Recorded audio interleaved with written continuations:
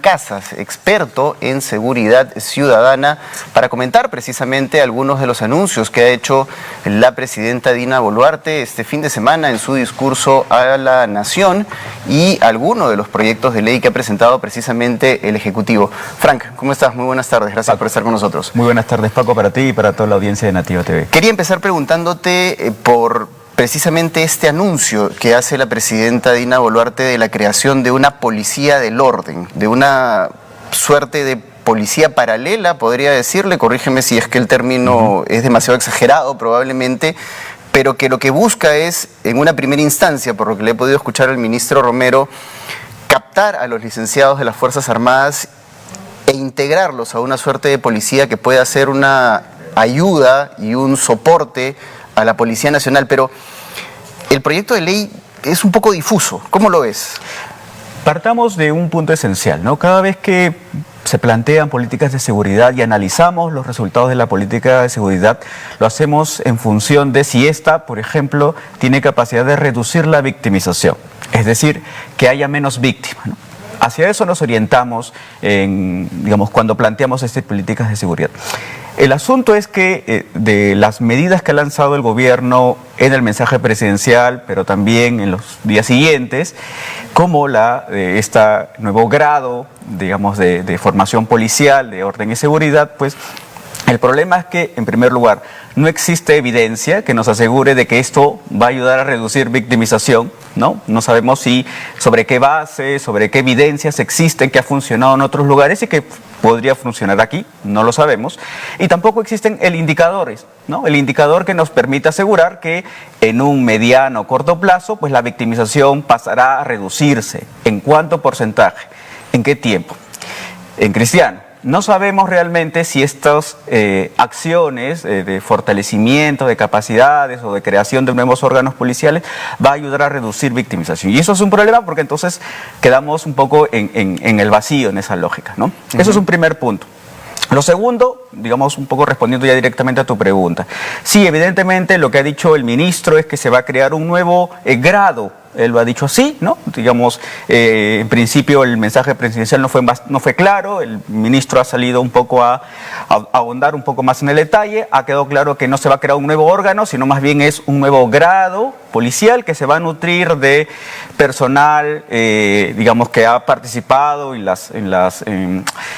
los concursos para ser policía o militar y que está quedando en el vacío y que eso se van a sumar a la estrategia. Claro, específicamente lo que decía Vicente Romero era que se iba a tratar de convocar a los licenciados de las Fuerzas Armadas. Y aquí me genera, por ejemplo, dos dudas.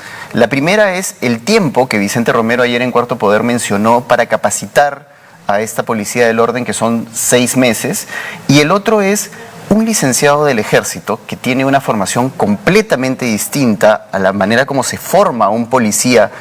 ¿Va a ser capaz de adaptarse a este nuevo grado que va a adquirir? Porque las Fuerzas Armadas y las Fuerzas Policiales reciben una capacitación completamente distinta. Así es.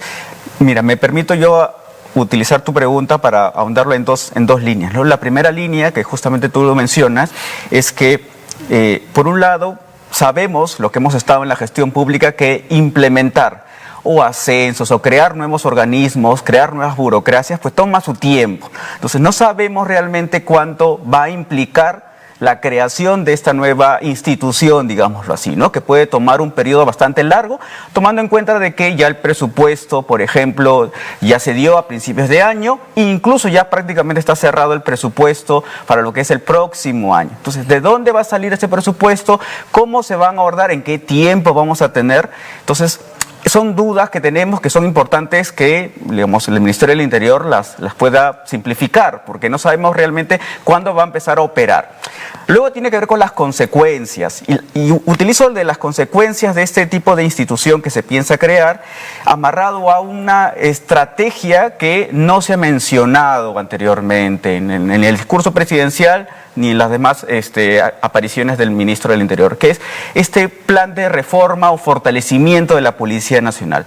¿Por qué lo menciono? Porque se supone que con este plan se identificaba una serie de problemas, ¿no?, y sus factores que ocasionaban que actualmente la policía no pueda brindar un eficiente y eficaz servicio de seguridad ciudadana. Lo menciono porque justamente se va a crear un nuevo grado policial, pero donde en un contexto donde no se resueltan estos problemas que son críticos y estructurales dentro de la Policía Nacional. Hubiera sido importante de que no se abandone este plan y que más bien se retome, porque es importante, digamos, no solamente porque está hecho por la propia Policía Nacional, sino porque tiene líneas de acción, objetivos concretos, indicadores que nos están asegurando en un plazo determinado poder hacer que la policía sea mucho más efectiva en pos de reducir la victimización o la inseguridad ciudadana. Entonces, ahí hay un problema importante. Se está creando nuevos órganos o nuevas instituciones, pero sobre la base de un soporte que no ha sido subsanado o reparado. Claro, y ahí podemos entrar a hablar, por ejemplo, del tema de infraestructura. Es decir, la policía, que sabemos que tiene un serio problema de infraestructura, con comisarías, con vehículos, con una serie de elementos necesarios para cumplir su labor, va a ser capaz de soportar a este número de nuevos efectivos o de nuevo grado dentro de la policía. Ayer se lo preguntaban también en Cuarto Poder. ¿Tienen, por ejemplo, los vehículos suficientes? ¿No? Y el ministro respondía que se iba a trabajar directamente con los gobiernos regionales y los gobiernos locales para que ellos doten de camionetas, motos y una serie de elementos que permitan la labor de este nuevo grado policial. ¿Cómo exigirle a la Policía Nacional que brinda un excelente servicio de seguridad ciudadana si no tiene las condiciones? Solamente la línea de base que estableció este plan de modernización se establecía de que, por ejemplo, solo el 6% de las dependencias policiales contaba con saneamiento culminado, es decir, con título de propiedad, está georreferenciado, está debidamente en propiedad de la Policía Nacional.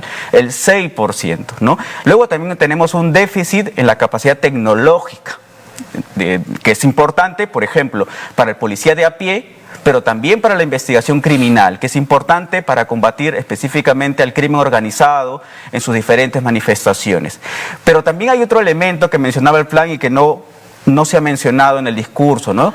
Que parte de los problemas de la reforma policial tiene que ver con los pocos incentivos que se le da a la policía para que brinde un excelente servicio, ¿no? Incentivo en términos de no necesariamente existen reglas claras para el ascenso, no necesariamente existen reglas claras, por ejemplo, para la capacitación de la Policía Nacional, no existen demasiadas reglas claras que le den posibilidad al policía de desarrollarse profesionalmente en su carrera policial. Y de comprometerse con la institución, porque finalmente esta falta de incentivos deriva lamentablemente en actos de corrupción, ¿no? Y hemos visto varios policías lamentablemente manchando el uniforme, involucrados en actos de corrupción, en extorsiones, encabezando o siendo parte de organizaciones criminales. El asunto es que este plan pues ha quedado de lado y se ha quedado de lado también pues la necesaria, digamos, abordamiento claro de este problema dentro de la Policía Nacional.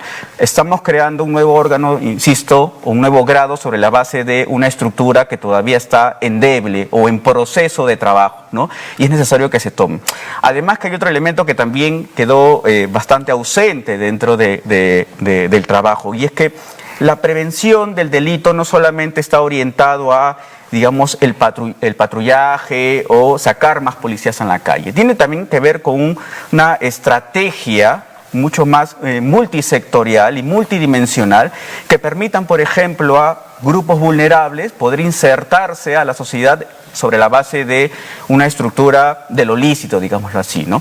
Ahí es muy importante el trabajo, y digamos, me llama la atención por qué no se mencionó, porque sí ha sido interesante el trabajo que ha hecho el Ministerio del Interior y la Policía Nacional, por ejemplo, en programas preventivos, en donde se trabaja de la mano con los alcaldes, se trabaja de la mano con la sociedad civil, para generar mecanismos que permitan, digamos, generar un ambiente, una estructura de paz dentro del barrio, dentro de la ciudadanía. Pero además retomar la confianza de la ciudadanía en la Policía Nacional, ¿no? Yo creo que no son pocos los peruanos que lamentablemente desconfían profundamente de la policía. Exactamente, y es desde el territorio donde se construye ese elemento, ¿no? Además que es positivo porque finalmente el Ministerio del Interior es el órgano rector de la Política Nacional de Seguridad Ciudadana, pero son los alcaldes los encargados de liderar esta política en su territorio. Entonces, mostrar ese trabajo articulado es importante. Se hace muchas veces a través de estos programas preventivos, pero se mencionó muy poco este vínculo que en realidad es necesario fortalecer y darle mayor capacidades a todas estas instituciones. Pero hay un elemento que sí es clave, ¿no? Entiendo que existe en el gobierno una intención de, digamos, generar todas las condiciones para incrementar las inversiones. Lamentablemente no vamos a poder incrementar las inversiones o incrementar el crecimiento económico del país si tenemos múltiples delitos que más bien ocasionan o desincentivan las inversiones. Hace unos días salió un reporte muy interesante, pero con datos muy alarmantes del Instituto de Criminología, en donde nos daba cifras de la cantidad de dinero que se pierde y la inseguridad que generan el mercado de teléfonos robados, pero también de chips que se venden en los ambulantes, ¿no?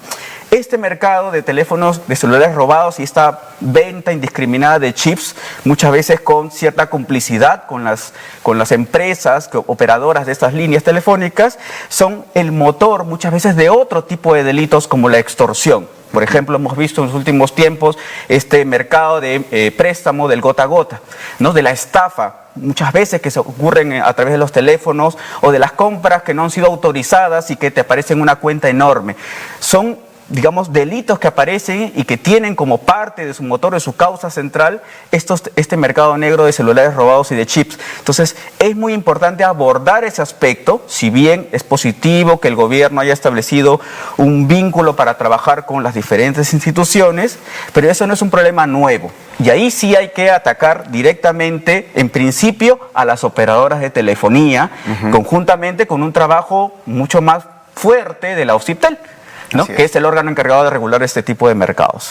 Frank, muchas gracias por haber estado con nosotros en Al Vuelo. Ha sido Frank Casas, experto en seguridad ciudadana, con quien hemos analizado algunas de las propuestas precisamente que diera la presidenta Dina Boluarte en su mensaje de 28 de julio.